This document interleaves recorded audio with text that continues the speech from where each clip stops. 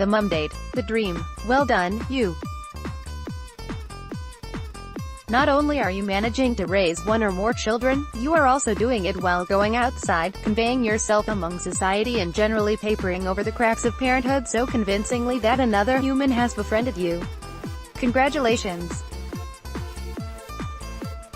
Now, regardless of whether you're really passing for sane and sanguine, or the other person is simply A, more desperate than you are, B, an abysmal judge of character, it is time to reap the rewards and go out for overpriced coffee while wrangling babies. Your first step towards this is the great scheduling.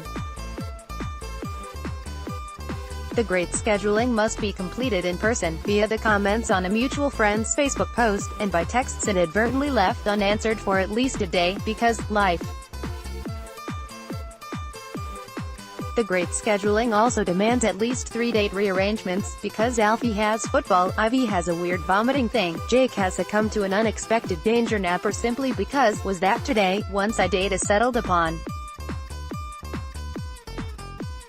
One party must be early and the other must arrive sweaty, chaotic and almost 45 minutes late. Side note, this is usually me, gushing apologies, there was a poo and then I had to look for my keys. Inside the poo, in between shouting, "Don't touch that," and "Put that down," at any accompanying offspring. Luckily, the first party usually won't mind, since this will have been the longest period of sitting they have achieved all day and they're still floating on the high that follows consumption of coffee they didn't have to make themselves, and that is actually still hot. Your conversation will be conducted while chasing after errant children, steadying wobbly coffee cups while table legs are kicked, fielding all manner of questions from the floor and mentioning adult topics in hushed voices, inquiries as to the other party's well-being should be made over the heads of the gathered children as they glare murderously at each other while ignoring the snacks offered to them in order to prevent them from kicking off. Thankfully, after some time, a child truce may be silently reached as they play in the discarded crumbs under the table. At this point, you have a total of 5 minutes to exchange essential news. After this, the children will fall out because of a stolen grape, a weird biscuit, a juice carton used as a Nerf gun, or the misappropriation of a beloved toy.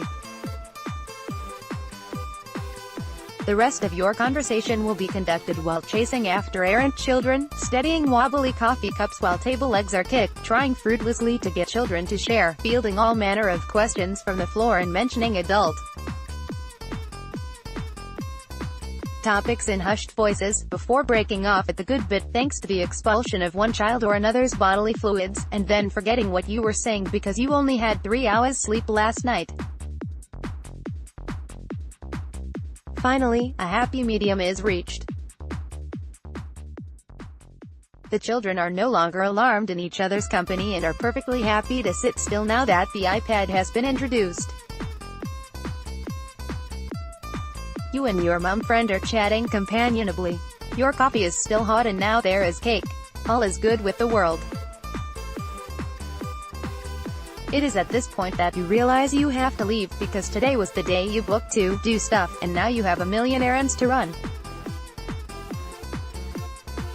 So you gather up your child Ren and hobble away to the supermarket, the post office, the bank, shouting, "We must do this again," while your mum friend shrinks into a sad little dot behind you.